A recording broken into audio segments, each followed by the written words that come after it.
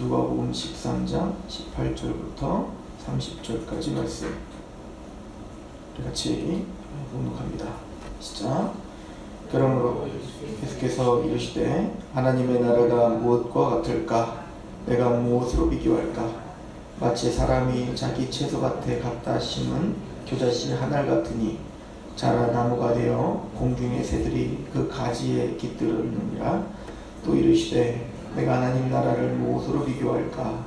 마치 여자가 가루 소마를 속에 갖다 넣은 전부 부풀게 한 누룩과 같으니라 하셨더라. 예수께서 각 성, 각 마을로 다니사 가르치시며 예루살렘으로 여행하시더니 어떤 사람이 여짜오되 주여 구원을 받은 자가 적으니까 그들에게 이르시되 좁은 문으로 들어가기를 힘쓰라. 내가 너희에게 이르노니 들어가기를 구하여도 못하는 자가 많으니라. 집 주인이 일어나 문을 한 번 닫은 후에 너희가 밖에 서서 문을 두드리며 주여 열어주소서 하면 그가 대답하여 이르되 나는 너희가 어디에서 온 자인지 알지 못하노라 하니라. 그때 너희가 말하되 우리는 주 앞에서 먹고 마셨으며 주는 또한 우리의 길거리에서 가르치셨나이다 하나 그가 너희에게 말하여 이르되 나는 너희가 어디에서 왔는지 알지 못하노라. 행악하는 모든 자들아 나를 떠나가라 하리라.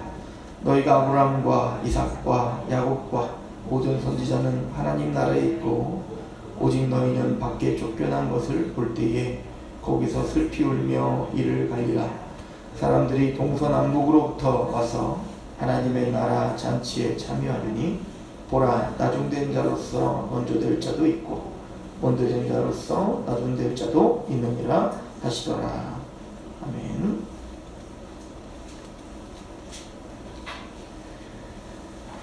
예수님께서 안식일에 귀신 들려 고생을 하고 있던 한 여인을 고치셨습니다. 근데 그때 회당장은 그 사건을 보면서 아주 격분하죠. 그가 격분했던 이유는 간단합니다. 6일이라고 하는 시간이 그 수많은 시간이 있는데 왜 하필 안식일날 이런 일을 하는가 하는 거죠. 그러니까 안식일을 지키지 않았다는 거죠. 물론 여기서 안식일을 지키지 않았다는 개념은 그 유대적 사고에서의 개념이에요. 그러니까 원래 하나님께서 안식일을 제정하실 때에 그 의미와 상관없이 그들은 안식일을 지키기 위한 자기들만의 룰을 정해놨다. 이게 장로의 전통이었습니다. 그 전통에 맞지 않다는 거죠. 그리고 그 전통을 지키다 보니까 그 전통이 안식일의 진짜 의미를 사실은 눌러버린 거예요. 그리고 희미하게 만들어버린 거죠. 예수님께서는 일부러 그러신 거죠. 안식일날 그 여인을 고치신 겁니다. 왜냐면 그 안식일의 진짜 의미가 뭔지를 알려줘야 됐기 때문입니다. 안식일의 진짜 의미는 회복이라고 했죠. 그리고 회복되어 완성되는 것, 즉 하나님의 뜻대로 하나님의 말씀대로 천지가 창조되어 하나님께서 안식하셨듯 즉 완성하셨듯 이 여인도 하나님의 원래 하나님의 형상대로 그가 다시 회복돼야 되죠. 그들은 지금 죄와 사단의 권세 가운데 얽매여 있어요. 그럼 진짜 안식은 뭡니까? 진짜 안식은 그 여인이 해방되는 겁니다. 그래서 이제 안식에 대한 개념은 유대인들이 이 개념, 그러니까 하나님께서 천지를 창조하시고 마지막 날 쉬셔서 그 창조하신 하나님을 기념하고 또 예수께서 하나님께서 애굽에서 이스라엘을 건져내요. 즉 구속하시요. 그 이집트의 권세 아래 있던 우리를 해방시켜 주신 그 은혜를 끊임없이 찬양하고 경배하기 위해서 일주일에 한 번은 그 안식을 기념해야 되고 또 1년에 한 번은 대속제일날 7월 달에 있어요. 7번째 달에 그 대속제일이 있는 그 달에 또 한 번 기억해야 되고요. 또 그들은 7년에 한 번 안식년이라는 게 있죠. 안식년을 통해서 이제 쉼 없이 있었던 땅들을 이제 좀 쉬게 하고, 그러면서 이제 한 번쯤 7년에 한 번씩은 안식년을 통해 안식을 다시 한번 생각해야 되고, 또 일생에 한 번, 50년에 한 번은 77에 49 그런 말은 희년이 있죠. 그 희년에는 정말 하나님이 주시는 해방, 구속, 기쁨, 이것을 만끽해야 되는 거예요. 그런데 이들은 그런 해방과 그래서 하나님의 뜻을 완성시키는 그 안식에 대한 의미를 잃어버린 채 자기들의 룰에 따라 하나님의 말씀을 가려버린 거죠. 그래서 진짜 안식의 의미가 뭐냐, 이것을 설명을 해주고, 바로 예수님께서 안식의 주인이시다 라고 하는 것을 사실 앞쪽에서 설명했지만 그걸 강조하고 있는 겁니다. 16절에 그러면 18해 동안 사탄의 매임바 된 이 아브라함의 딸을 안식일에 이 매임에서 푸는 것이 합당하지 않냐? 너희들의 안식일 날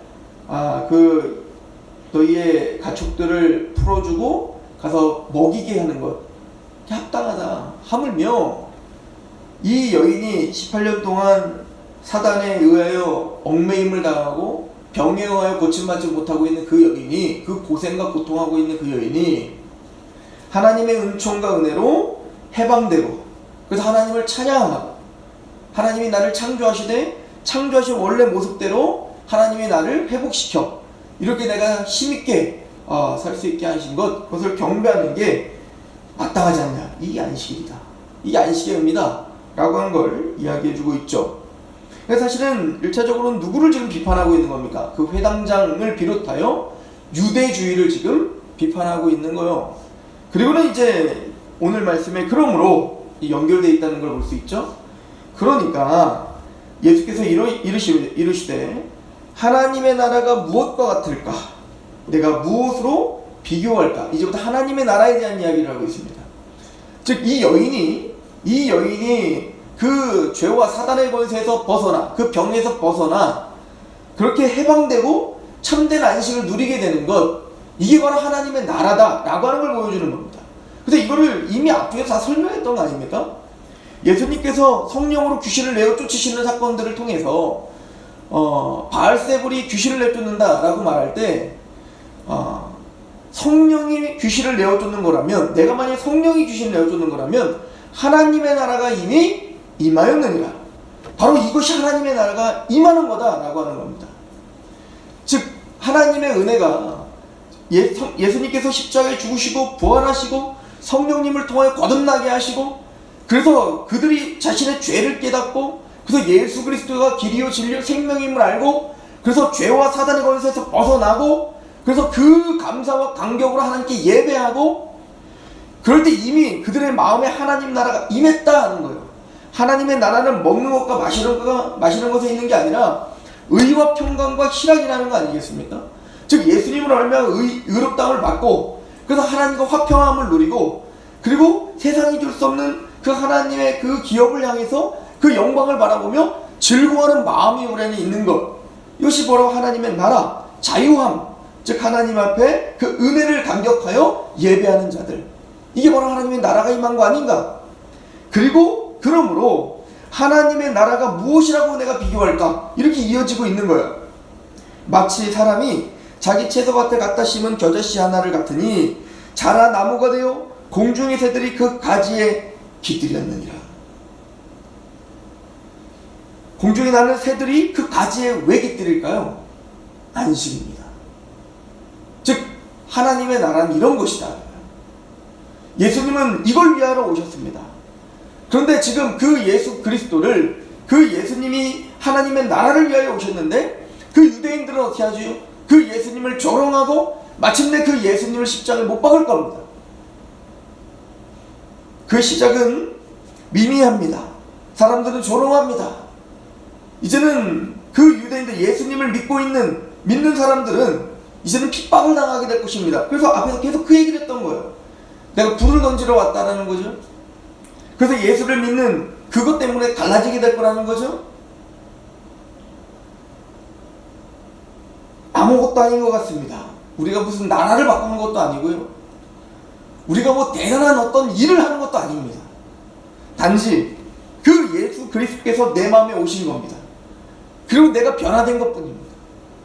그래서 이 사단과 그 병에 얽매임을 당한 그 여인이, 그래서 앞으로 이 여인이 왕이 된다는 거예요?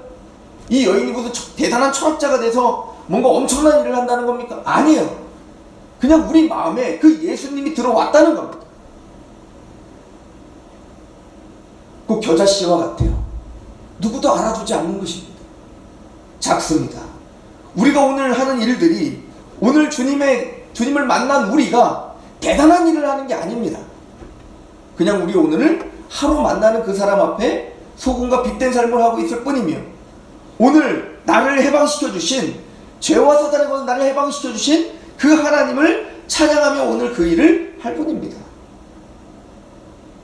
근데 마치 자기 채소밭에 갖다 심은 겨자씨 하나를 같아서 하나님 나라는 그것이 자라 나무가 되어 공중의 새들이 그 가지에 깃들여요. 큰 나무가 되어, 다른 복음서에는 나물이 되어 이렇게도 표현하죠. 그 새들이 와서 깃들여 안식을 누리게 하는, 우리는 안식의 통로가 되는 그 복음을 증거하며, 또 우리가 누린 고린도후서에서 사도 바울이 이야기한 것처럼 예수 그리스도로 말미암아 하나님과 우리가 화평을 얻게 됐다. 화목하게 되었다. 뿐만 아니라 우리는 화목하게 하는 직분을 맡았습니다. 그렇죠? 화목하게 하는 말씀을 우리에게 주셨다. 그 복음입니다.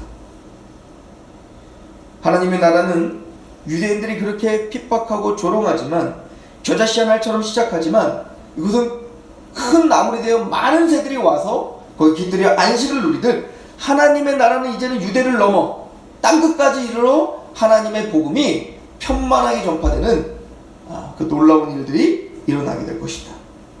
그래서 이 비유를, 하나님의 나라의 비유를 비슷한 비유를 한 번 더 하시죠. 20절, 또 이르시되 내가 하나님의 나라를 무엇으로 비교할까? 마치 여자가 가루 소말 속에 갖다 넣어 전부 부풀게 한 누룩과 같다. 그 누룩과 같다. 사실은 그 이스트죠. 그걸 넣으면 아무것도 아니죠. 양이 얼마 안 돼요. 그런데 그것이 어때요? 부풀어져서 우리가 상상할 수 없는 것으로 그렇게 자라나는 것처럼 하나님의 나라는 그렇게 된다. 우리가 아무것도 아닌 것 같고, 우리는 그냥 썩은 미랄처럼 썩어지는 인생을 살지만, 그 일을 통하여 하나님은 하나님의 일을 하시는데, 하나님은 하나님의 나라를 그렇게 확장시키며, 그렇게 하나님의 나라를 우리에게 적용시키고 계시다 라고 하는 것입니다. 그리고 좁은 문에 대한 이야기가 나오죠. 22절에 예수께서 각 마을로 다니사 가르치시며 예루살렘으로 여행하시더니 어떤 사람이 여쭤오되 주여 구원을 받은 자가 적습니까? 이렇게 물어보죠. 주님, 구원받는 사람이 적습니까? 그때 대답이 이렇습니다. 그들에게 이르시되 좁은 문으로 들어가기를 힘쓰라. 내가 너희에게 이르노니 들어가기를 구하여도 못하는 자가 많으니라. 좁은 문으로 들어가라. 그러니까 구원받은 사람 많습니까? 우리 다른 복음서에서의 문맥 가운데 우리가 더 봐야겠죠. 어쨌든 누가복음이 이렇게 얘기하고 있는 거예요. 구원받은 사람 많습니까? 이제 좁은 문으로 들어가라. 많지 않다는 얘기죠. 그죠? 좁다는 얘기예요. 그리고는 이렇게 말합니다. 그 좁은 문으로 들어가기를 힘쓰라. 내가 너에게 이르노니 들어가기를 구하여도 못하는 자가 많다. 그러니까 아무나 다 들어가는 건 아니다. 아무나 들어가는 게 아니다.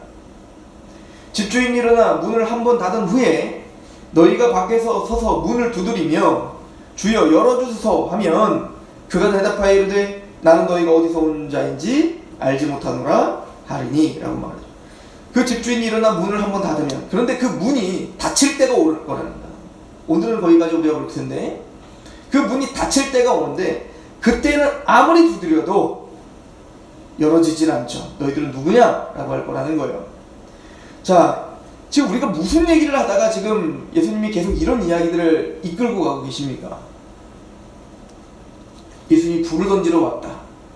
지금 이 악한 세대를 설명하고 있었지 않습니까? 주님이 이미 불이 던져졌고 그 불은 심판의 불이며 동시에 우리를 정결케 하는 불이라는 거예요. 예수님의 십자가는 그 예수님의 십자가를 통하여 예수를 믿는 사람들은 하나님의 백성이요, 예수를 믿지 않는 사람들은 이미 심판을 받은 거라고 예수님은 말씀을 하시죠. 그리고는 나는 불을 던지러 왔어요. 화평을 주러 온 게 아니라 나는 분열하러 하기 왔다. 그냥 나눠진다는 거예요. 그래서 예수님의 말씀과 예수님의 그 안식을 주는 이 사건, 즉 그 사탄에 꼬부라진 그 여인을 고쳐줄 때 두 반으로 딱 나눠지잖아요. 해당전처럼 그 예수를, 자신들의 관념으로 예수를 박해하고 대적하던가, 아니면은 그것을 바라보며 하나님이 행하신 일로 말미암아 그 영광스러운 일로 기뻐하던가. 이게 17절에 있는 얘기 아닙니까? 그런데 문제는 뭡니까? 너희는 감옥에 던져지고 있는 어떤 사람과 같다. 그럼 그 감옥에 가기 전에 너는 뭘 하라 이거예요? 화해를 먼저 빨리 해라. 그래서 너희가 감옥에 던져지면 죗값을 다 치르기 전에 나올 수 없다. 그러므로 거기에 던져지기 전에 기회는 지금밖에 없다. 우리가 그 얘기를 지금 계속 하고 있었잖아요. 즉 하나님의 나라는 이렇게 선포가 되고 이렇게 확장되고 있고 이렇게 지금 열려 있다는 거예요. 지금이 은혜의 때다 이거예요. 그러나 그 문이 닫혀질 때가 올 것이다. 그때는 더 이상 기회가 없다 라고 이야기를 하고 계시는 것이죠. 복음은 우리에게 안식을 주시는 능력입니다. 예수님의 십자가만이 우리를 정결케 하시며 또 우리를 구원하시는 은혜인 거예요. 우리가 때로는 그 복음의 사도로서 화목하게 하는 자로서 우리를 통하여 또 많은 새들이 예수님이 우리를 통하여 그 복음이 증거되고 그래서 하나님의 나라가 그렇게 누르기 부풀듯 그렇게 하나님은 우리를 통하여, 미미한 우리를 통하여 하나님의 일들을 진행하십니다. 하나님은 강한 자를 통해서 쓰시는 게 아니에요. 약한 자를 들어 강한 자를 굴복시키는 겁니다. 그 길은 좁은 문이며, 이제 마태복음은 좁은 길이라고 이야기를 하죠. 그리고 말한다. 세상은 넓은 길로 가려고 한다. 그러나 우리가 걷는 길은 좁은 길이다 라고 이야기를 합니다. 주님께서는 우리에게 하나님의 나라가 무엇인지 설명을 합니다. 우리는 이 하나님의 나라가 임하였습니다. 그래서 우리가 이 자리에 있겠죠. 그 하나님의 나라가 임한 자답게 우리는 하나님의 통치를 받으며 하나님의 은혜를 누리며 더 나아가 안식을 제공하는 자들이 되는 거예요. 그 복음을 증거하는 자가 되는 거죠. 이게 아브라함에게 주신 약속이었어요. 내가 너에게 복을 주마. 그리고 네가 복이 될 것이다 라고 말해요. 이 복이 된다는 게 뭐예요? 이걸 개역 성경에 뭐라고 써있죠? 복의 근원이 될 거야. 이게 의역한 겁니다. 무슨 얘기냐면 내가 목이 말라요. 너무 목이 말라요. 내가 너에게 물을 줄게.